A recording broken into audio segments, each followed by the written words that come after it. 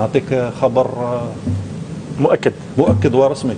تفضل. السنغال تفوز بكأس رسميا خروج قرار محكمة التحكيم الرياضي لصالح السنغال، يفوز بكأس افريقيا الأمم ويغلق الملف. ويغلق الملف نهائيا.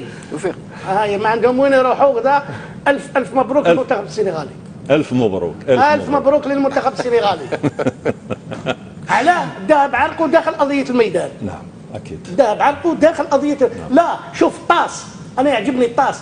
أنا من حادثة يطبق القوانين. من حادثة اتحاد العاصمة. صح. تطبق القوانين. نصر الله الحق. لا الطاس ما عندوش مازال ما تغلغلوش عليه ولا حاجة. الطاس يعني بكل صراحة أنا تحية كبيرة للطاس لأنه ينصف المظلوم. أعطينا تحية ميلودي.